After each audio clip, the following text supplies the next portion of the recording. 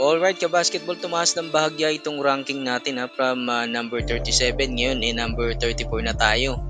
So malaking factor yung pagkakapanalo natin dito mga ka-basketball versus Latvia at yung close game natin dito sa Georgia. So sayang no, naunahan tayo ng Japan, world rank number 21 na sila ngayon and best Asian finisher. So kaya nga sila nag-qualify sa Olympic no, outright at bumagsak lang tayo sa pang-limang pwesto as best Asian finisher dito nga after ng World Cup. Sa ngayon, Japan talaga yung nangunguna as best Asian finisher no, number 21 and followed by Iran, Lebanon and China. So yung Australia at New Zealand nasa pang 7 and 22nd spot. Pero yung pagtaas ng rank ng Gilas mga kabasketball, ibig sabihin nito talagang nasa tamang direction na ulit yung Gilas, naniniwala tayo at malaking chance na mga tuloy tayo mga kabasketball kapag maganda yung pinakita natin dito sa paparating na FIBA Asia Cup at dito sa qualifiers no? Magkakaalaman kasi talaga yan mga kabasketball kung sino talaga yung best Asian no, na team dahil may chance na makaharap natin itong Japan at yung ibang team dito sa FIBA Asia Cup sa mga susunod na round. Magkakaroon tayo ng pagkakataon na maipakita dito sa Japan kung sino talaga yung champion dito sa Asia. And sa tingin ko naman mga kabasketball, no, kaya ng Gilas tong Japan kahit meron silang Hachimura tsaka Yuta Watanabe. Basta kompleto lang yung rosters ng Gilas kasi nandiyan pa rin naman tong sina JC or si Jordan Clarkson at yung resident import natin si Justin Brownlee. No, magbabalik pa dyan itong tandem o yung ating twin tower na sina Kai Soto at AJ Edu. Height yung magiging advantage natin dito pag nakalaban natin yung mga dito sa Asia.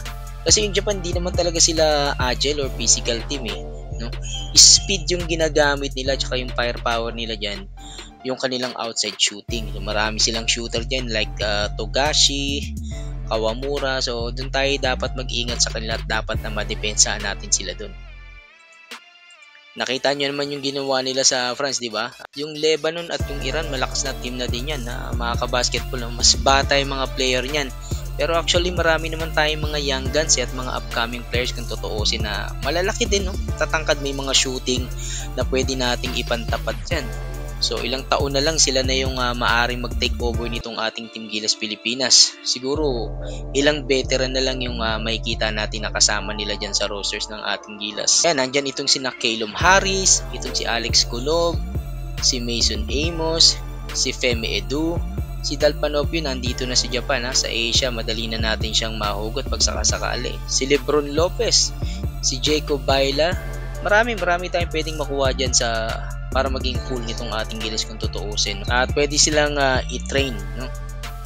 Pero sa ngayon, focus muna natin mga kabasketball itong second window versus New Zealand at Hong Kong. So, dito yan sa ating gagawin dito sa Mall of Asia Arena and malapit na yan. Alam nyo ako mga kabasketball, no? Pasensya na kayo. Aminin ko sa inyo, isa talaga ako sa mga gigil at excited na makaharap uli ng Gilas itong New Zealand. Kasi gusto ko talaga na makabawi tayo dito Tandaan nyo nung last FIBA Asia Cup at nung qualifiers, dihado tayo masyado sa kanila yung Gilas kasi wala na nga tayong big man, wala pa din tayong naturalized player dahil nga na-injured nun si Ange Kwame. So last 2022 yan. And last qualifier na tayo nag-host naman itong New Zealand, small ball naman masyado itong roster nitong si Coach Chot Reyes. At medyo masakit sa mata yung laro nila dahil dribble drive system nga yung pinapagana nitong si Coach Jot, and alam naman natin na hindi na talaga uubra yan. Pero ngayon ka-basketball ibang usapan niyan. Nasa Gilas ngayon yung mga ilang mauusay nating players at mas matatangkad tayo this time kaysa dito sa New Zealand, and mapapalaban talaga sila sa atin ngayon. Yan ka-basketball, salamat sa laging pagsubaybay. Huwag kalimutan mag-like and subscribe. This is Super Chris TV.